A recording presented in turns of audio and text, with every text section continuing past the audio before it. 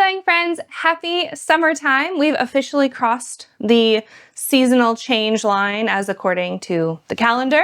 So I think that's a great time for me to kind of look back and do some reflecting on the sewing plans and the sewing goals and the menu that I had set for myself back in March. So I did a whole video and I will link it above or below where I had set out, I think like 9 fabrics, I want to say, to sew up in the springtime. It was definitely a bit ambitious.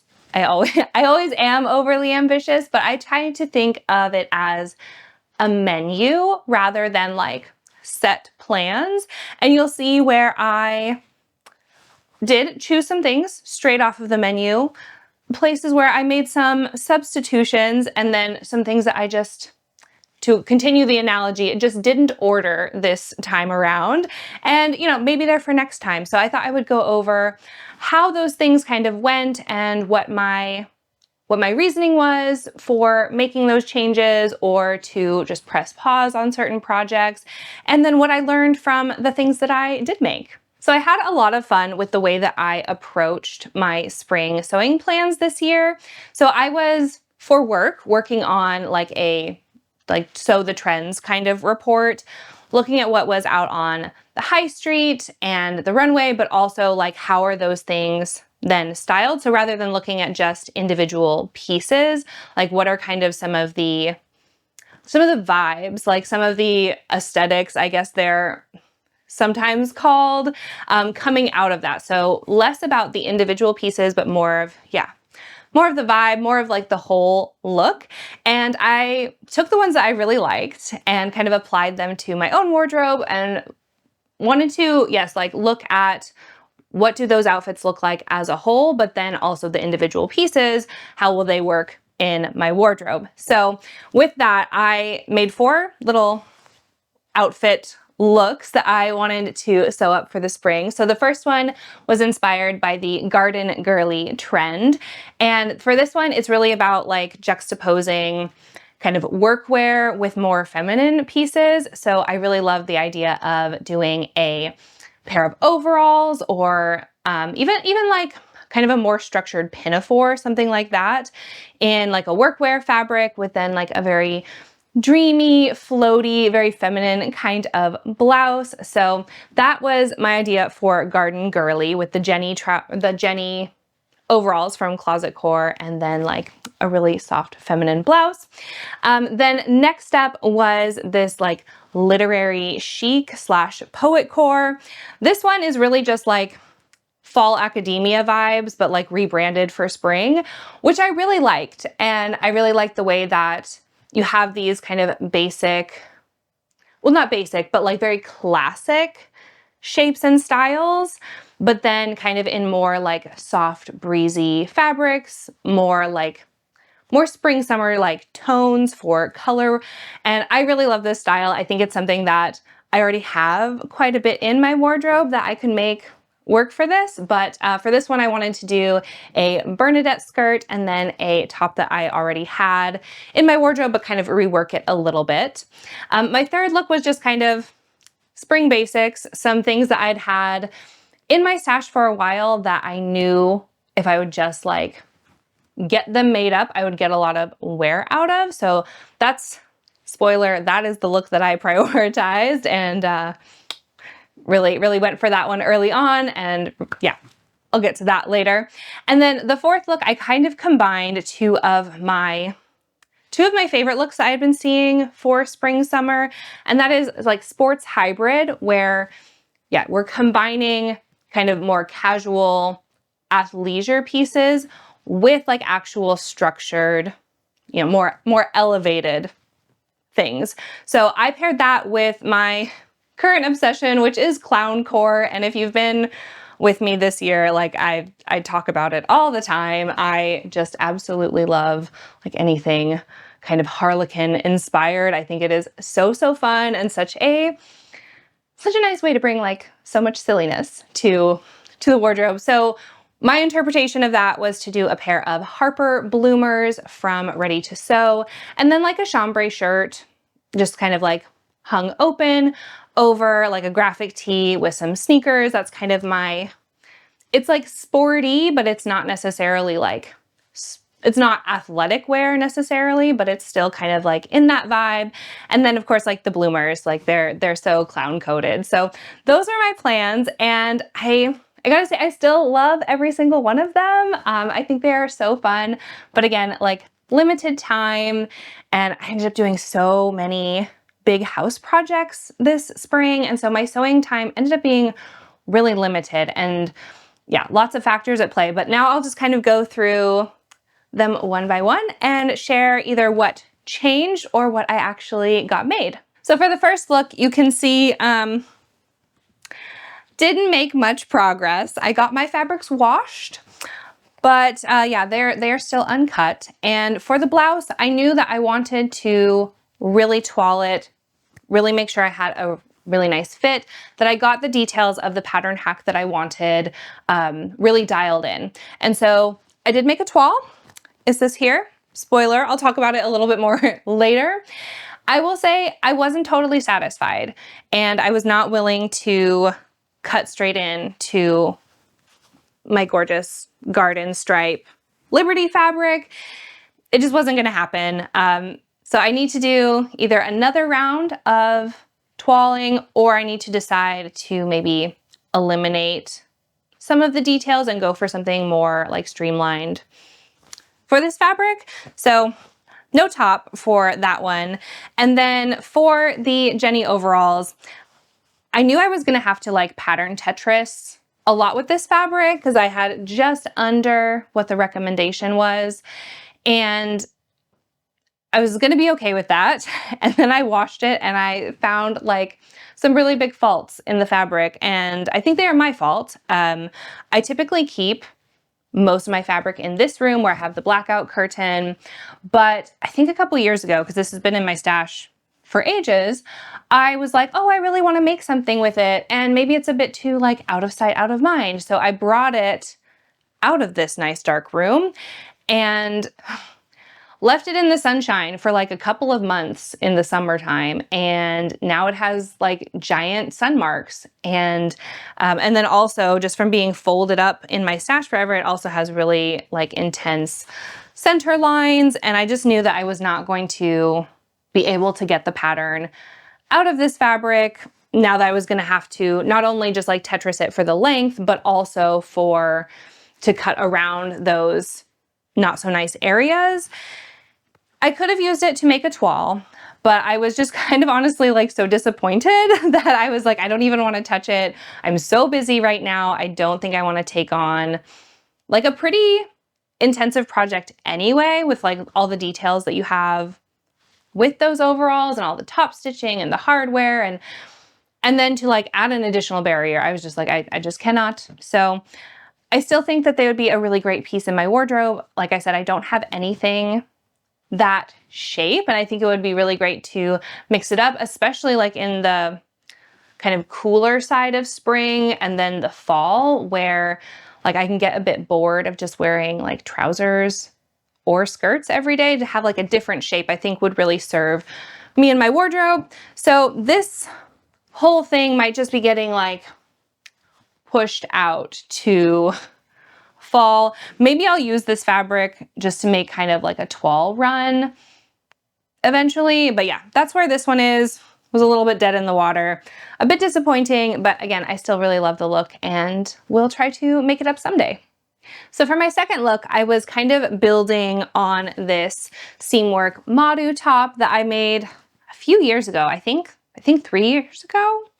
And I haven't worn it a ton, mostly because it is very, very white. And I tend to prefer more like cream or ivory.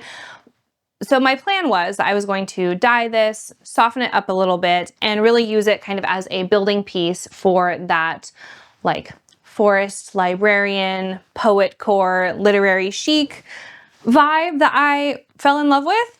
And yeah, it didn't quite go that way, but I'm really happy with what I ended up with. So my plan was to use this top and then this kind of, gosh, I don't even know how to describe this green. it's like a murky pistachio. I don't know, like it's bright and muted at the same time. And I think it is really, really fun. And I thought this would be perfect for like, it's spring, but it's also still kind of like earthy and muted. And since I tend toward more like autumnal colors, I thought that this would be really, really nice for a Bernadette skirt. And I do still think that, but I kind of got a little bit of a wild hair during Me Made May, and I was taking a look up here at all of my like kind of abandoned, like doomed projects that either need to be like refashioned or altered. And I found a skirt that I had made several years ago, I think back in 2019. And it was just like a pretty much like a column gathered skirt. And I didn't really like it. And I decided that it would actually go really well with this top as it is without dyeing it. And I decided to pull that out of my doom box where it has been resting for so many years. And I decided to use those pieces to cut a Bernadette skirt instead of the green. And I really, really like this.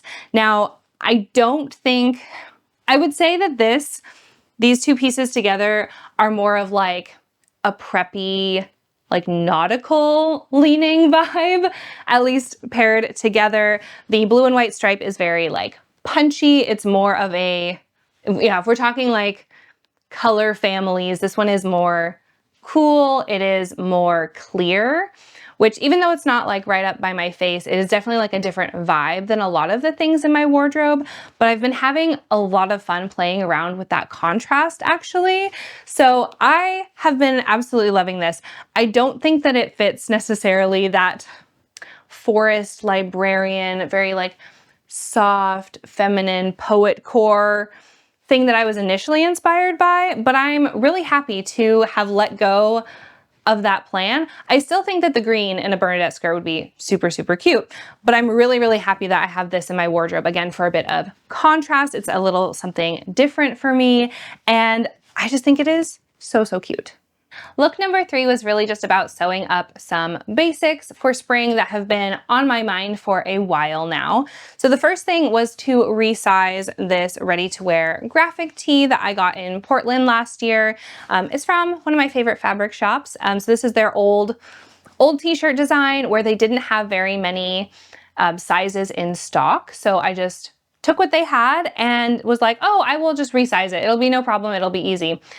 And it was. It was so easy, but it took me more than 8 months to actually get it from my stash up here actually to my sewing machine. So I resized this, I unpicked everything and then used kind of like a combination of the Dawson and the Jackson patterns from Helen's Closet to, yeah, give it a bit more, it's nice and fitted like through the high bust and through like the sleeves, but then it kind of just like drops off. That's where I kind of, yeah, Dawson on top, Jackson on the bottom maybe, where I just kind of straightened out the side seams.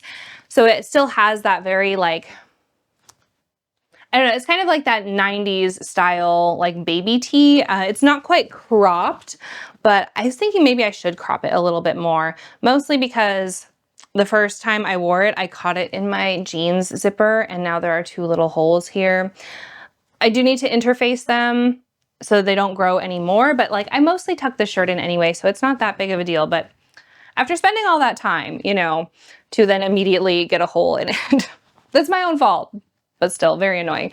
Yeah, so this was a very successful little resizing. I even like just used the neckband exactly as it was, just re-stretched it in since it is that really nice, really springy ribbing fabric. So that went super, super well. I love this t-shirt. Again, it is more of kind of that like ivory color, but then you've got like the really bold, punchy, like cobalt blue for the motif. So I love this one. It goes with so, so much in my wardrobe, and I have really enjoyed wearing it with lots of things, but especially this skirt. Oh, I was gonna look up how many times I've worn it since I finished it. It's gotta be like, probably approaching like 15 in the month and a half since I finished it. I wear this skirt so, so much, at least once a week. It's So, so fun. Now this one I had initially made the mauve skirt from True Bias and did not like those proportions on me at all. It didn't seem like it was enough gathering. It also seemed like the height was a bit weird, at least on me. And actually even on the models, like in the, yeah, I think there's something not quite right there. So I went back to a pattern hack that I've done before where I took the skirt pieces off of the Davenport from Friday Pattern Company, and I just added an elastic waistband, kept the drawstring, and then lengthened that hem ruffle into more of a midi skirt. Midi skirts are absolutely my jam in the springtime when you never know if it's going to be like, often the days start really cool and then get really warm. So it provides some nice coverage and warmth, like especially in the mornings.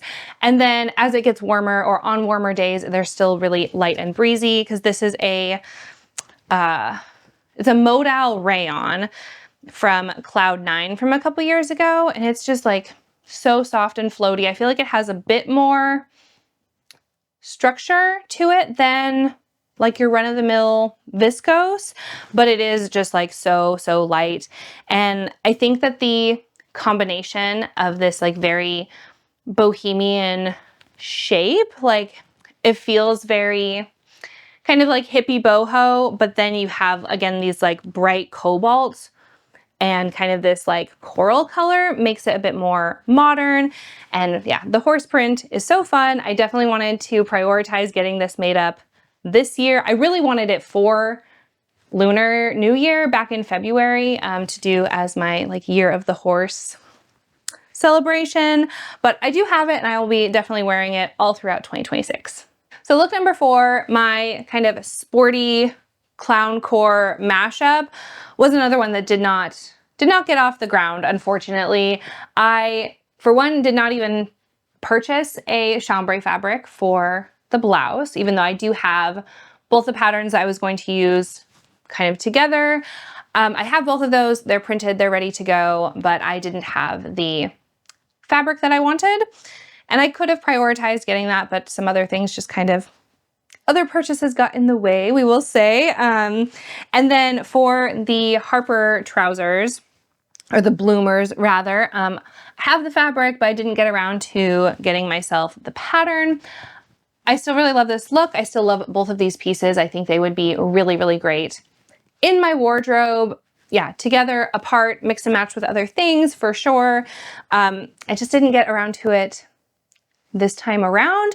I am low-key thinking of trying to maybe shove these into my summer plans, which is overly ambitious because I already have like a whole bunch of stuff I'm working on. But I do think these would be really great for travel. I've got a 10-hour flight to Portland booked for the summer, and then on that trip we're also taking a road trip that's going to be like 12-14 hours in the car, and having like nice comfy temperature controlling bloomers seems like a really great thing. But I don't know that I want to, I don't know, I'm really excited about the things I have for summer. So like I'll have to weigh out practical versus like all the pretty dresses I want to sew. So I'm not really sure, but I do still want them made up for this year. They also fit into my Make 9 plans for sewing up a clown costume for Halloween. So they will definitely get made this year. I just don't know when. So now we're entering into the unplanned projects that cropped up for me this spring. So starting off with this dress I talked a lot about in, was it my last video? No, I think it was a couple weeks ago, where I just said I wasn't quite sure about this one. Now I will say both of the projects that I had not planned for, they felt really like out of left field when I decided to make them. But now looking at it, I was like, actually both a blouse and a tank dress were both on my Make 9. So if nothing else, I'm gonna at least count them and like check them off of my Make 9 for the year. So this is my tank dress. It is the Chalk and Notch Shay. I did talk quite a lot about it in my May Makes video, so I won't spend too much time on it now, but basically I subbed in the princess seam back panel where there would be a zipper. I did an elasticated, like a series of channeling to have some more flexibility there. And I think it turned out beautifully. I think it looks great on me. The fit is not quite where I want it to be. It was meant to be a toile when I was deciding if I was going to put this dress and a very like precious fabric on my summer plans. And ultimately I decided not to because the fit just isn't quite there with this one yet. And for this dress in particular, I think it looks beautiful on me. I think objectively it's a beautiful dress, but it's just not really my style. And I tried to give it a really good shot. And I was like, maybe I just need to get used to it. But ultimately, I think I either need to chop off the bodice and make it a skirt for next summer, or I maybe just need to rehome it and let someone else love it. Because again, I am really proud of the work that I've done on it. And I think I did a really good job with this hack. Again, it is like fully lined. It's really beautiful, but it's just not for me. It's beautiful for someone that isn't me. And so maybe that just needs to be rehomed and passed on. So these last two are my more recent makes, and they were kind of more of an impulse because I impulse bought this fabric. I was shopping with some friends with our local Seamwork chapter, and I just fell in love with this little bow print. I think it's a dead stock. It is a dead stock. I think it's a Max Mara is what the guy was saying. This one is a cotton poplin. I love the little bows on it. And when I got it, I initially wanted to make up the new Molly tank. Is it Kylie White? Something white. Kelsey White, I think, is the pattern. I've seen so many really cute versions. It's like a double V-neck with a really big Chelsea collar. And I think I should have done that. I think I would have been happier with it, but I decided to use it as a toile for the Liberty fabric that I wanted to make with that like garden girly look.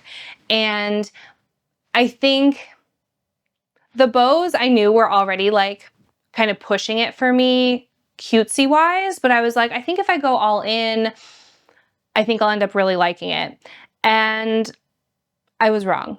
I think like the closeness of the Peter Pan collar, which is something that I love on all of my other Helmi blouses, but I think in this bow print, in the like dark high contrast print or colors of the print, it's just not, it's not it for me. And then the sleeves make me feel a little bit like a linebacker. I already have kind of a lot of width like in the shoulder chest area anyway. And it feels, it's too cutesy, but also it's like cutesy linebacker maybe. Yeah, I'm not super satisfied with it, as you can tell. It was great to practice getting the ruffle into the collar here. It went way smoother than I had expected. I had to work out the sleeves a little bit, had to do a little bit more hacking than I anticipated, but yeah, in theory, on paper, like I think it turned out well. Actually on me, I'm not sure that I like it. So kind of a theme with doing two toiles that I was hoping I would really like, but realizing that like maybe the color and the style of the print, both being very cool toned and high contrast, not really for me. And then also just like maybe going off script was not the best plan, or maybe not a bad plan, I guess. I don't regret it, but I can see where the things I really thought about and really committed to putting on paper, I ended up loving. the things that I kind of was like winging it at the last minute, kind of making more of an impulse decision, calling it a toile, those were the things that I didn't love so much. So that's where I'm at with this top. Again, I'm gonna try to like wear it around a little bit. Maybe I'll come around, but maybe it's just for somebody else. So after kind of the disappointment of this top, I was like, I really just want an easy win. And I had a bit of the fabric left over. So I just made this little rectangle skirt for my kiddo. All I did was I looked at another skirt that she has in her closet and measured it. And then I just put some elastic in a strip of fabric, basically. I did do kind of a lot of detailing around the drawstring. I made little buttonholes, and the drawstring is actually like 2 pieces with elastic in the back. So that is going to grow really nicely with her. I also made it a bit longer and did a double hem so that as she keeps growing, I can just unpick the top hem, iron it down, and then it will give her a little bit of extra length, and she loves it. So I'm really, really happy with this. And yeah, after these 2 projects being kind of like a bit more on the floppy side, again, good learning experiences, good toiles to do, but like not being very happy with the last 2 projects that I had made, doing something really, really simple was really what I needed, because my confidence had taken a bit of a hit, I will say. So I was really happy with this. I made this 2 weeks ago, and I think she's worn it like 2 or 3 times a week in that time. So she really loves it. I'm really, really happy about that. Like, yeah, it actually needs to go in the wash. She's kind of been all over with it. So doing a really simple project that doesn't depend on it fitting me and all of my curves and asymmetry, and then like fitting into my wardrobe and my style, was really the right thing for me. I really needed that just kind of clean slate palette cleanser. So I'm really happy that I just like decided to whip this up one evening instead of moving straight on into another more like complicated project. So that's everything that I made this spring. I hope you enjoyed kind of my journey, not just seeing what I made, but also like the choices I made along the way and how things changed. I know it can be a little bit boring to be like, this is what I planned, but I didn't actually make it. But I also think that there's like kind of some honesty missing in the sewing community sometimes, because we like love to share our plans and like, oh, I'm gonna do this, definitely. But then like sometimes those plans don't pan out. So I wanted to bring some of that realness up in here just to share like that. Yeah, sometimes we make changes because for like really practical reasons, or we find something better. Sometimes life just like gets in the way of things. Sometimes you don't think that you're gonna paint your office 3 times because you can't get the right color, and that takes up all of your sewing time for like 3 weeks. Might be a little specific, but you know, it's happened, so I stand by it. Yeah, so I wanted to just kind of put that out there that this is my process, this is where I started and where I ended up, and overall I'm definitely happy with like these key pieces that I was able to sew up this spring. I definitely learned a lot in the whole process. I had a lot of fun making the plans, and that in itself like is a win, I think, to enjoy that process as well as the actual sewing and the actual pieces like getting into my wardrobe. So yeah, I hope you enjoyed seeing that as well. I am curious to know from you, like if you stuck to your sewing plans this spring, or maybe you didn't make any plans and you just kind of go by whatever you're inspired by in the moment. But yeah, definitely let me know what you were up to this last season and what you're looking forward to going forward. So yeah, you can chat with me down below or on the YouTube community page. I'm also on Threadloop and Instagram. So I hope to see you around soon. And until then, happy making, guys. Bye.